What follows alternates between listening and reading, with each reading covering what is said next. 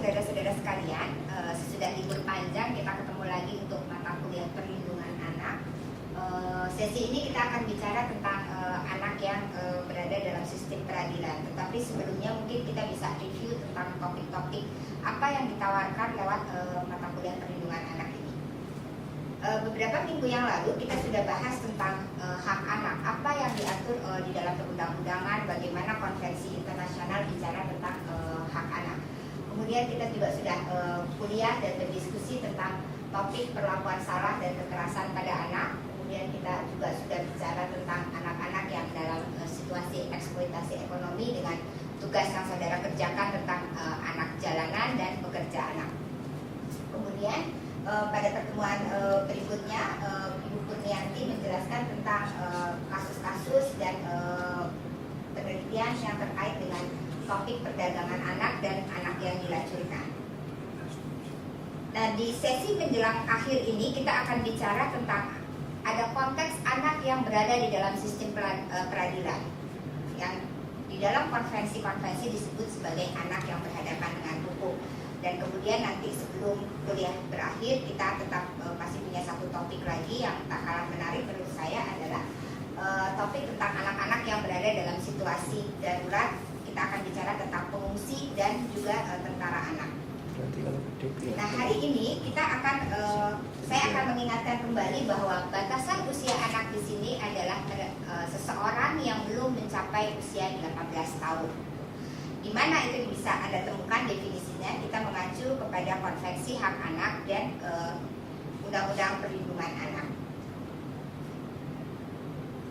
Nah, ketika kita bicara tentang topik anak yang berhadapan dengan hukum dalam konteks Indonesia, maka kita harus melihat pada penelitian yang dilakukan oleh Departemen Kriminologi bekerjasama dengan UNICEF tentang pemetaan analisa situasi anak yang berada di dalam sistem peradilan.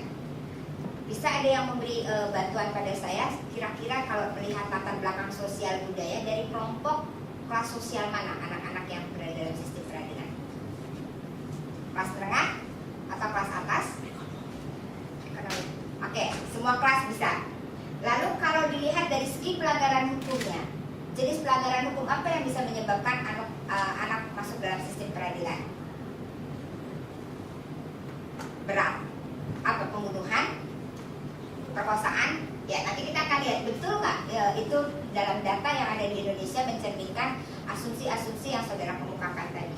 Baik. Ketika kita bicara dalam konteks anak yang berada dalam sistem peradilan, maka akan ada kita temukan 3 kategori anak di situ, yaitu anak yang masuk ke dalam sistem peradilan karena melakukan pelanggaran hukum yang kita kenal sebagai pelaku pelanggaran atau anak sebagai pelaku, kemudian anak yang menjadi korban dari tindak pidana bisa yang dilakukan oleh pelakunya orang dewasa atau yang dilakukan oleh sesama anak-anak. Kemudian di tempat lain ada juga anak yang hadir di dalam sistem peradilan karena harus memberikan kesaksian, baik dia menjadi saksi atas satu peristiwa kejahatan yang dilakukan oleh orang dewasa atau pelanggaran hukum yang dilakukan oleh temannya pada usia anak-anak juga. Nah, pada topik yang pertama kita akan bahas tentang anak yang berhadapan dengan hukum dalam konteks sebagai pelaku pelanggaran. Dari penemuan penelitian yang dilakukan oleh Pusat Kajian Kriminologi, maka ada beberapa catatan yang akan kita bahas. Pertama, profil anak Indonesia yang berhadapan dengan hukum ini sulit untuk diidentifikasi. Kenapa? Karena adanya sistem pencatatan yang masih sifatnya manual, sehingga ketika kita mengumpulkan data tentang anak yang melanggar hukum, kalau nanti Anda pergi ke kantor polisi atau ke pengadilan, kasusnya itu dicampurkan sistem pencatatannya dengan kasus orang dewasa, sehingga kemudian Anda harus memisahkan kembali mana yang kategorinya anak, pelanggaran hukum yang dilakukan anak, dan mana yang dilakukan oleh orang dewasa. Kemudian tidak ada data statistik mengenai usia, status sosial ekonomi, tingkat pendidikan maupun jenis pelanggarannya, sehingga sulit untuk kita menyusun profil ataupun nanti kaitannya dengan pencegahan kejahatan ketika kita hanya tahu jenis pelanggaran hukum dan usianya. Sementara dari kelompok mana dan kapan dilakukan pelanggaran hukum oleh anak itu tidak ada dalam data yang kami temukan di lembaga-lembaga baik kepolisian kejaksaan maupun pengadilan negeri. Oke. Nah tadi Anda bicara bahwa siapa yang masuk dalam sistem peradilan, kira-kira usianya berapa?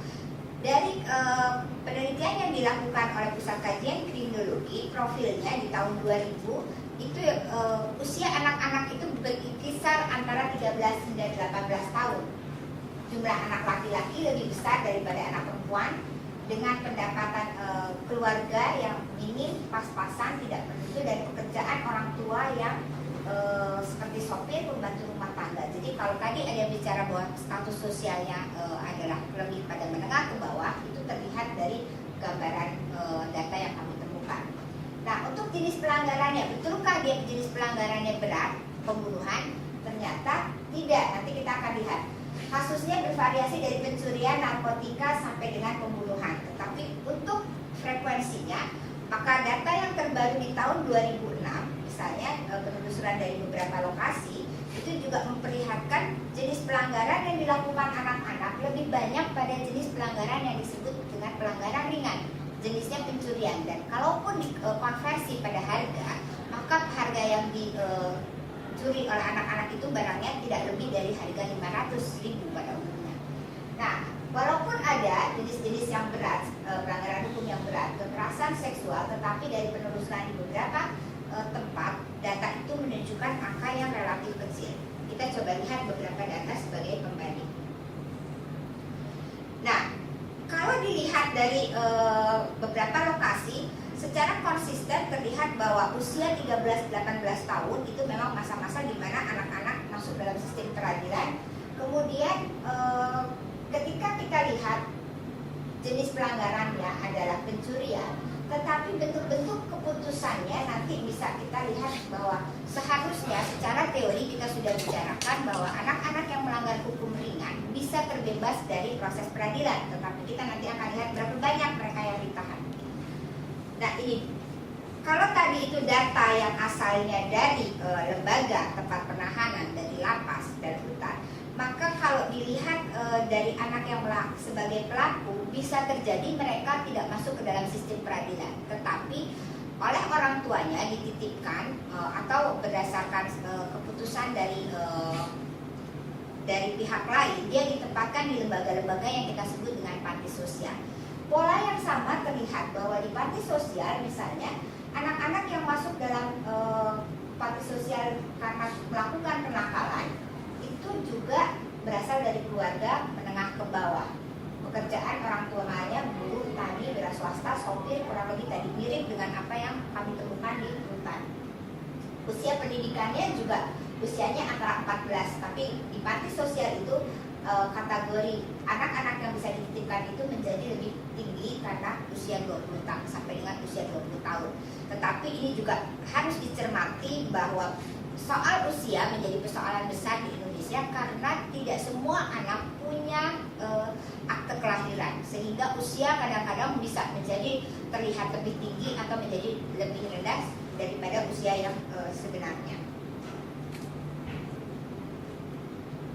Pada tingkat penempatan anak di dalam penjara atau di dalam lembaga pemasyarakatan, dari 2 penelitian yang dilakukan oleh Departemen Kriminologi pada tahun 2002, tercatat 4.325 anak berada di rumah tahanan dan penjara di seluruh Indonesia. Di tahun 2005, angka itu sedikit menurun, 3.110. 95%-nya adalah anak laki-laki, dan kendati pun ada penurunan yang cukup besar, tetapi ini nanti harus bisa kita diskusikan lagi. Betulkah penurunan ini menunjukkan satu kemajuan dalam proses perlindungan anak, ataukah ada hal lain yang masih harus kita cermati? Nah, di tahun 2002 ada 11.344 anak yang tercatat dalam statistik kriminal kepolisian sebagai tersangka pelaku tindak pidana. 11.344. Di tahun 2005 jumlah itu menurun, tetapi kita lihat bahwa 85% dari kasus yang diterima kepolisian ketika orang anak melakukan pelanggaran hukum, maka besar kemungkinan dia akan berlanjut pada proses peradilan sampai dia kemudian ditempatkan di dalam penjara. Nah, tahun 2000 berdasarkan jenis tindak pidananya, maka bisa dilihat bahwa pencurian di dua penelitian itu menunjukkan jenis pelanggaran yang dilakukan oleh anak-anak. Walaupun jenis pelanggaran yang lain itu bisa bervariasi. Nah, ada analisis bahwa angka penahanan terhadap anak ini juga tergantung sekali dengan kebijakan yang berlaku pada saat itu.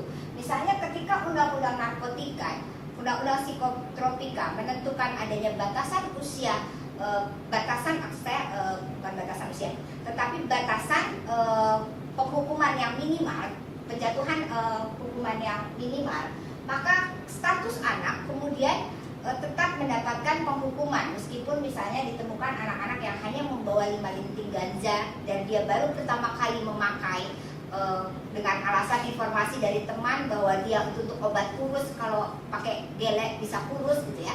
Itu kemudian harus masuk ke dalam sistem peradilan dan diperlakukan sama dengan anak-anak yang melakukan pelanggaran yang lebih serius.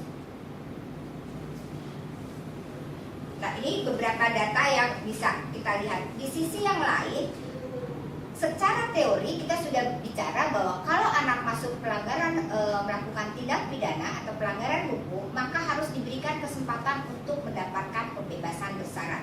Tadi kita lihat tingginya angka penangkapan, penahanan, dan juga pemidanaan pada anak, tetapi mekanisme untuk mempercepat anak keluar dari sistem peradilan itu sangat kecil. 0,05% dari anak-anak yang masuk dalam sistem peradilan itu memasuki penjara. Yang mendapat pembebasan bersyarat, ini kita lihat data tahun 96, hanya 10%. Kembali ke orang tua, 4,11%. Bebas dari segala tuntutan, 2,81%. Nah, kemudian ada anak-anak yang masuk di dalam lembaga pemasyarakatan dengan status anak negara. Di tahun 2005 datanya kurang lebih sama. Di sini terlihat bahwa anak-anak ditempatkan di dalam penjara lebih dari 1 tahun. Padahal kita nanti akan bicara bahwa penempatan anak di dalam lembaga atau di dalam lembaga pembinaan itu adalah sebagai upaya yang paling akhir dan seharusnya dalam jangka waktu yang paling singkat. Tetapi coba kita lihat untuk jenis pelanggaran hukum yang kurang dari 1 tahun, tetapi lebih dari 3 bulan, seharusnya anak idealnya bisa mendapatkan pembebasan hukuman percobaan atau hukuman bersyarat.